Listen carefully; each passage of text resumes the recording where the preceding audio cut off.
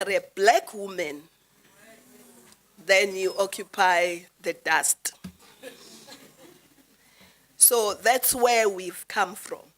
Just in a nutshell, I'm not touching everything. Just so that when we look at these rights and say they are on paper or not on paper, we have a context of where we've come from.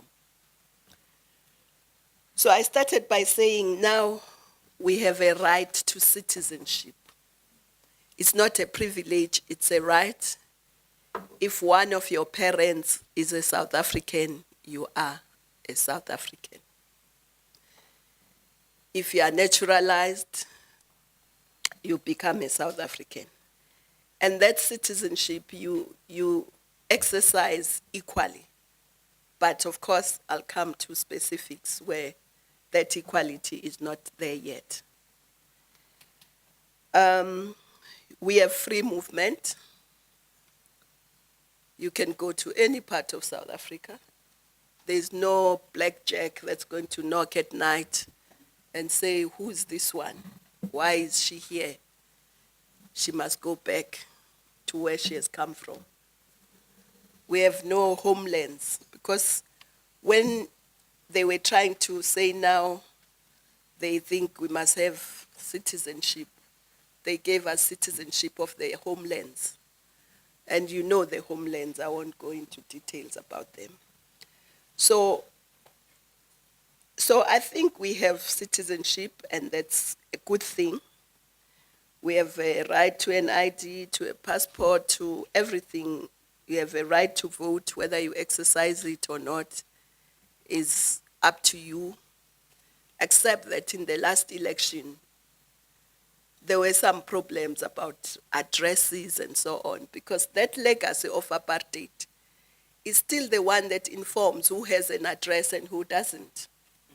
Because there are people who live in areas, my home where I grew up to today, there's no street, there's nothing, it's a village. What street address am I going to have? So when we look at these things, and I hope our judges, when they look at these things, they must take the context and say, how easy is it to just have a street address today? So these are the things that still remind us of where we've come from. And of course, he said we have equality before the law. It's true. All of us, men, women, poor. But when you have to access, then that's where the inequalities come. Because our judicial system is very expensive. You have to find a lawyer. How many of us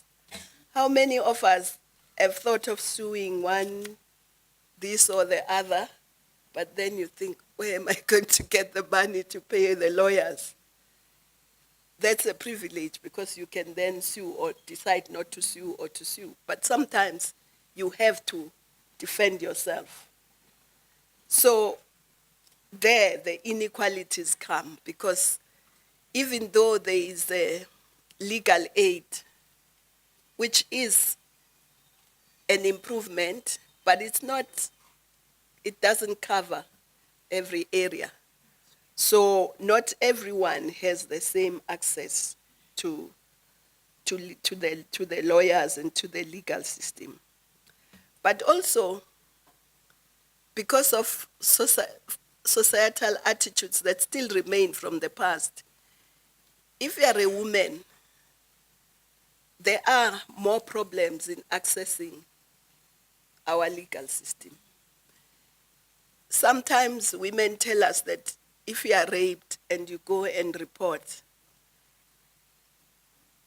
it's like the police sometimes ridicule you instead of trying to help you. That's why the government has now tried to have this the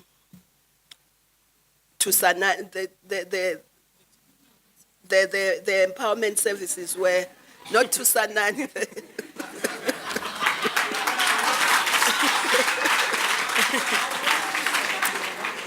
What are they called? Tutuzela centers, yes. Yes, that's why we have the Tutuzela centers, which are supposed to be a one-stop place where the police, the doctor, the social workers, everyone is there to assist. And that's something that is new, that's coming with the government. Yes, it may not have covered every corner of the country, but there is progress there because it has been recognized that it is a problem. Domestic violence is the same. Women come to report, and instead of the police taking the statement, they will try to ask ukuthi wena bewenzeni, as though there is something that you could do to deserve to be beaten up. But all those things, the police are being trained now to try and understand these things, and more women, police women are brought. But there's still a long way to go. Education, the government has tried to make education accessible and universal.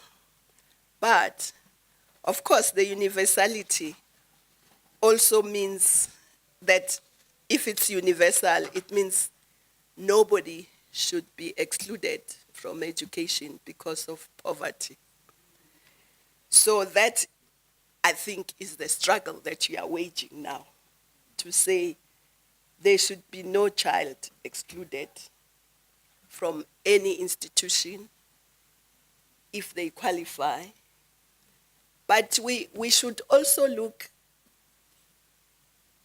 at that, because I think, for me, education, just like the manifesto of the ANC put education as one of the priorities, the government must also match that in its priorities and in its budgeting. But I think there are, if you take the white community, for instance, there may be few white families that need assistance, but many of them can pay, I think, personally. The majority of them can pay. But there are that, and those that can't pay should be assisted. But Africans, the majority, there are lots of them who cannot pay, who should be assisted. And that's the way, in my view, that we will begin to address the inequalities through education as a start. But education must not just be general, that you have 12 years of education and so you are educated. It must also speak to what you can do. It must speak to skills. So I think we should look at our education and ensure that people come out with skills, but we should also be moving a bit more towards science, technology, engineering, maths, innovation, research. We should have social scientists, but not overwhelmingly, because the economy does not want an overwhelming number of social scientists. It needs scientists as well. It needs technologies. It needs artisans. So we need all the layers, which I think we have not really addressed properly. But for that to happen, the teachers also must be there too, so that they put in the pipeline the necessary. So the government has done a lot. It still has to do a lot in terms of education, but also in terms of infrastructure. We shouldn't really be having, we should have water, we should have electricity, we should have the basic things in our schools. We're not even asking. I went to one school, I was so envious. a few weeks ago to listen to a Soweto band, but they were performing in one of the white schools. I mean, the auditorium there was like, you know, just, and I was saying, I've never been to an African school with an auditorium like this. But I wasn't even looking for the auditorium, just the basic facilities. Sports. I mean, sports should be part of school. In the white schools, they have sporting facilities. They have sports as a compulsory activity in the school. But we don't. So we need to address, of course, we can't address everything in one day, but we need to look at those things. Housing. Lots of people now have at least water, but there's still a lot more that don't have, so we have to address that.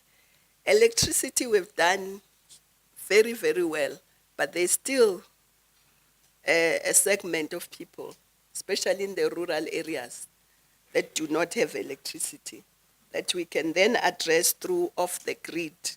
But it's a right they must enjoy as well.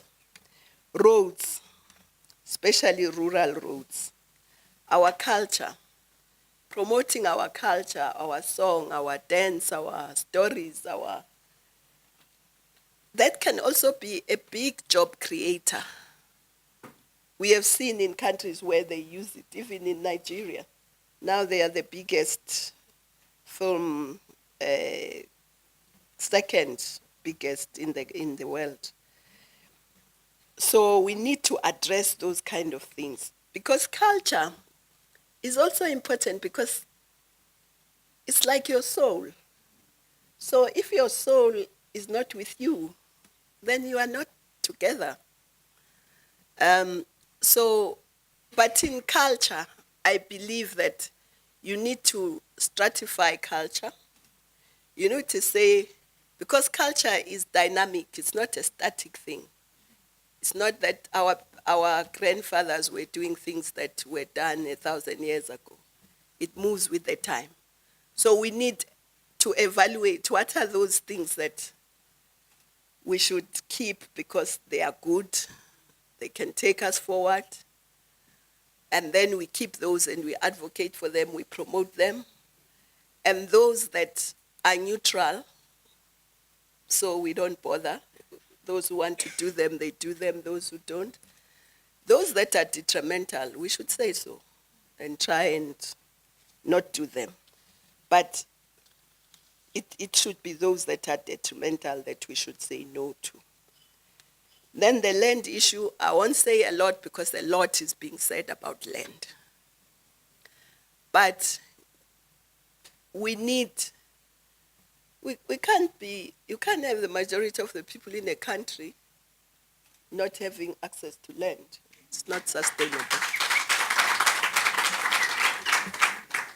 Simple, it's not sustainable. So we need to find ways of land redistribution.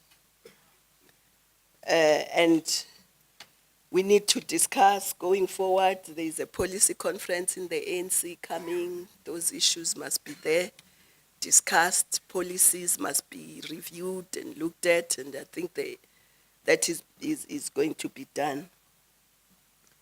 Now we come to, say, mineral resources.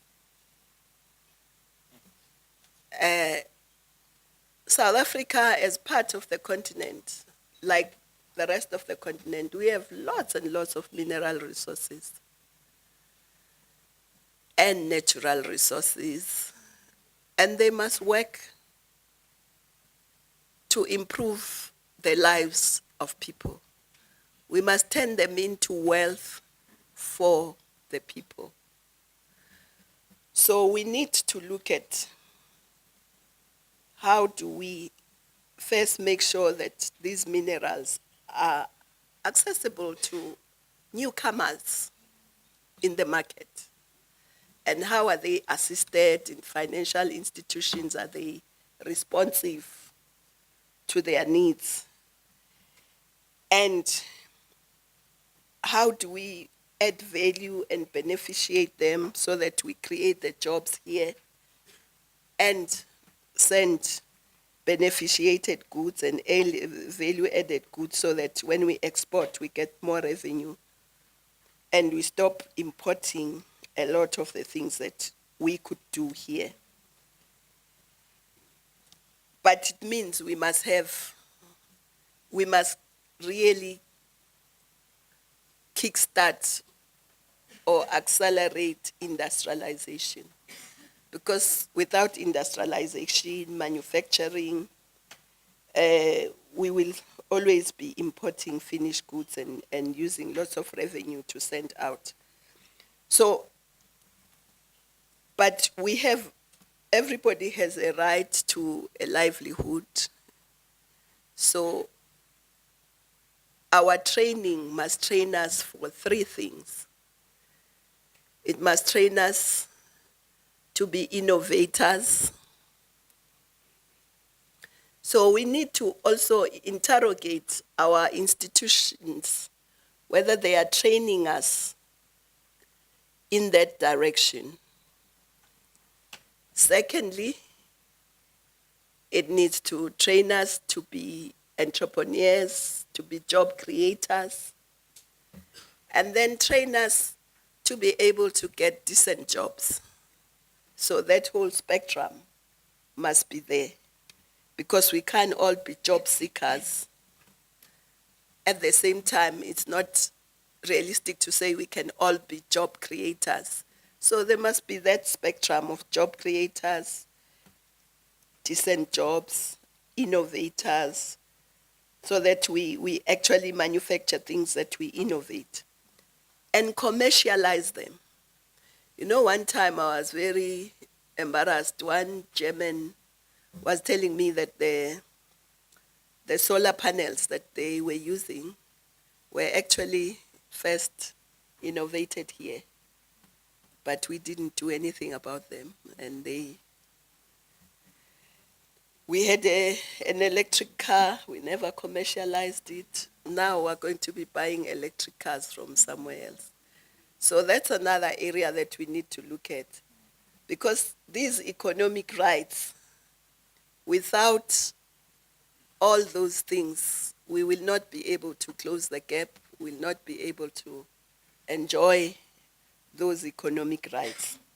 But because it's not a speech, I'll stop there and I'll come back if need be later. Thank you.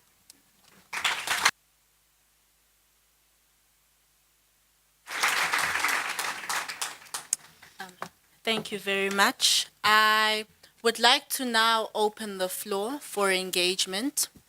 I will, as I mentioned, I will take rounds of 3 questions. I will try to make this process as democratic as possible, to give everyone an opportunity to, to reflect and to engage on what has been shared. I would like to also say that if you aren't given a chance to speak, the conversation is still happening on Twitter. WitsHRD27 is the hashtag.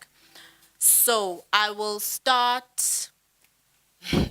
So let me do it this way. I'll start in the middle, go to the left, go to